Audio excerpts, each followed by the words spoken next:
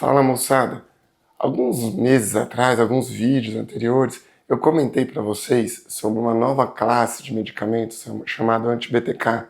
E na época o trabalho que foi apresentado no Congresso ano passado de esclerose múltipla não foi tão animador.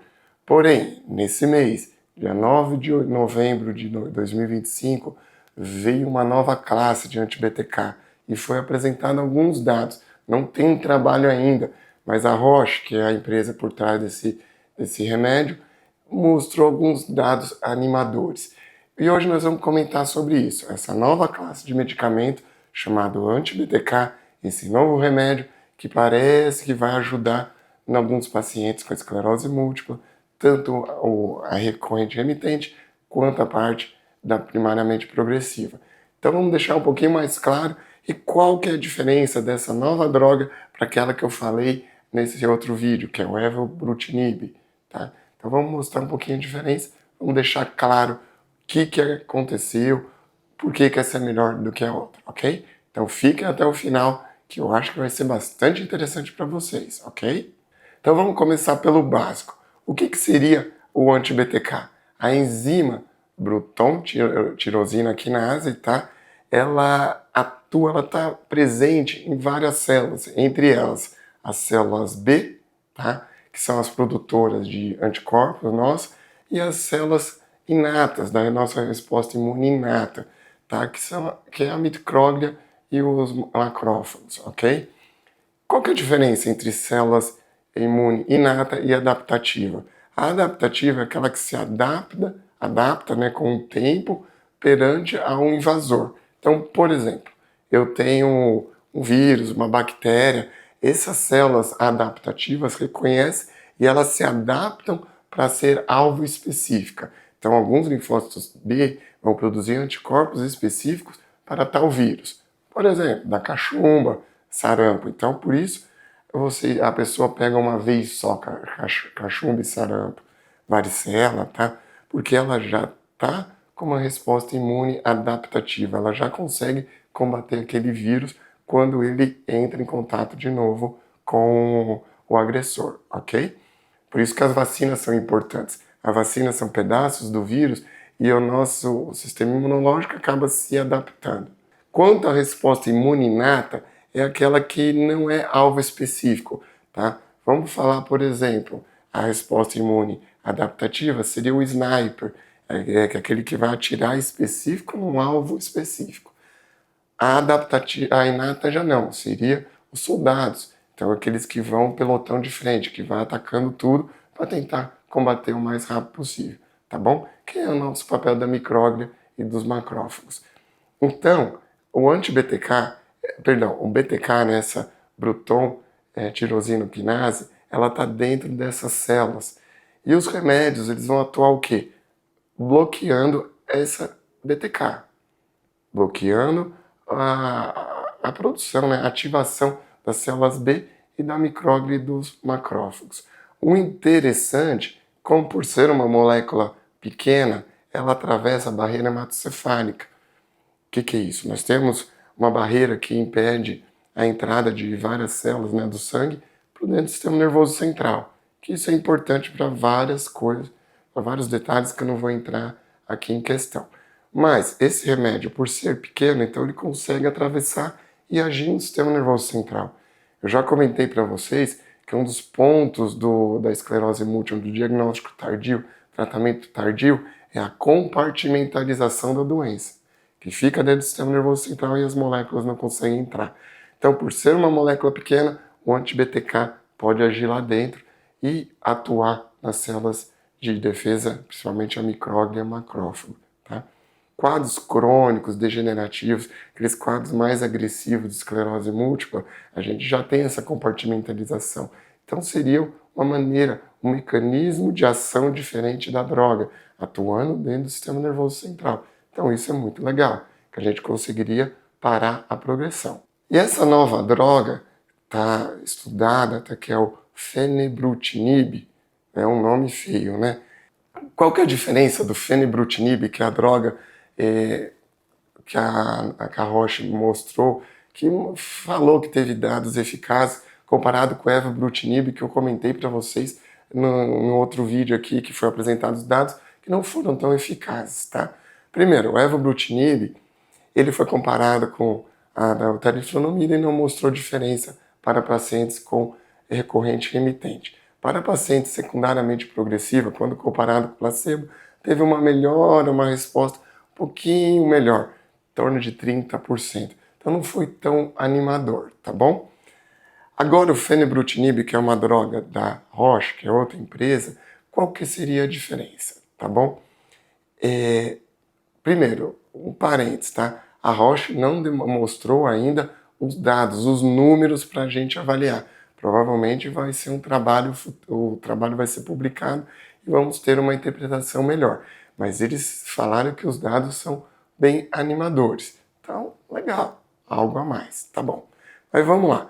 O fenebrutinib, qual que é a diferença? Primeiro, ele é um inibidor não seletivo, tá? Não covalente, perdão, reversível da enzima de BTK, né? O Bruton tirosina quinase.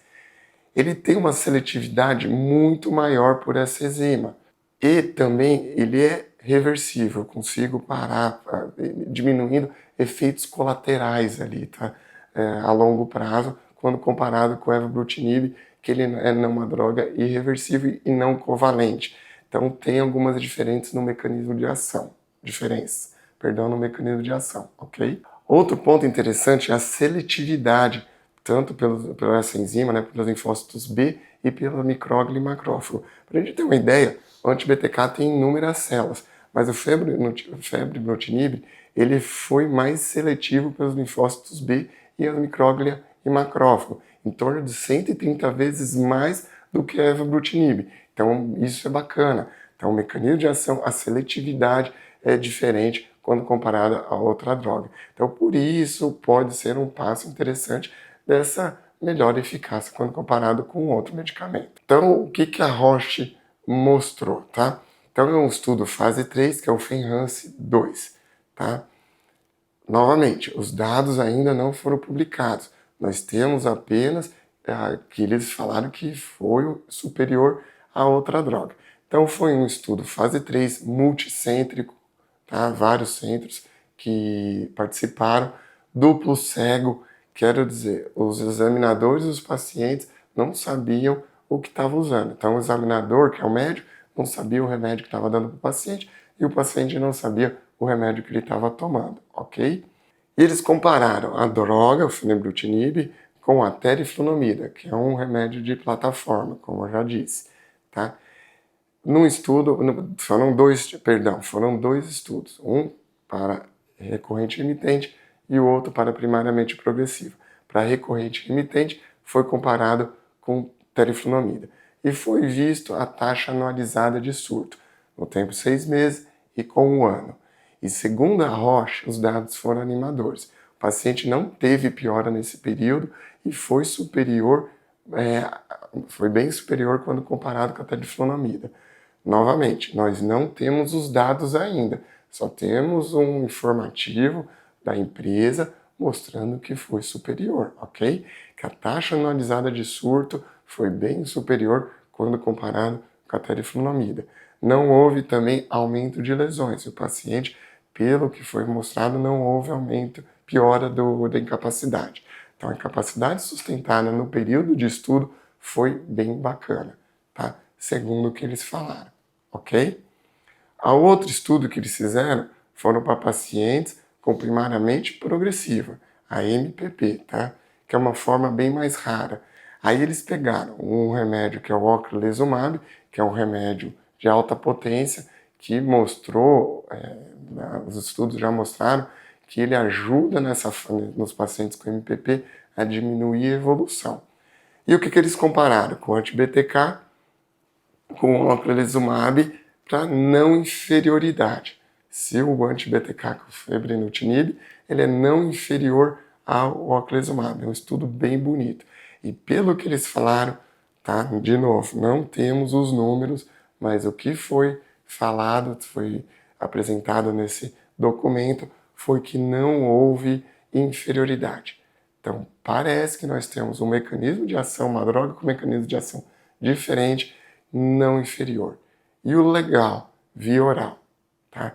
O fenebrutinib são 2 vezes por dia, tá? Comprimido 2 vezes por dia. O ocrelizumab é uma medicação venosa a cada 6 meses. E os 2 trabalhos, tá, não tiveram efeitos colaterais importantes. O paciente teve aumento de enzima hepática, em alguns casos, tá, mas controlável, pelo menos o que eles comentaram. Então, é uma droga que parece de alta eficácia, tá, via oral, mecanismo de ação diferente, age no sistema nervoso central e parece ser útil na recorrente remitente e na primariamente progressiva. Olha que interessante. Eu já disse algumas vezes aqui quando eu falo de esclerose múltipla, eu terminei minha residência em 2011, tinha 4 remédios. Hoje estou surgindo cada vez mais medicamentos para o tratamento com um mecanismo de ação diferente. Olha que legal. Isso é muito bom para os pacientes e para o médico também, que tem maior opção terapêutica. Alguns cuidados que nós temos que ter. Primeiro, a droga ainda não está disponível, tá? Ah, eu quero, Dr. Leonardo, eu posso já usar amanhã? Infelizmente não. Não foi aprovado por nenhum órgão, nem FDA, muito menos a Anvisa, a EMA também lá na Europa, não foi aprovado. Ela está em estudo, está em fase 3 e os dados ainda não foram liberados, ok? Ela foi comparada com uma droga de plataforma, teriflunomida, como que para RR, perdão, para recorrente remitente. Como ela vai se comportar se a gente comparar com drogas de mais alta eficácia?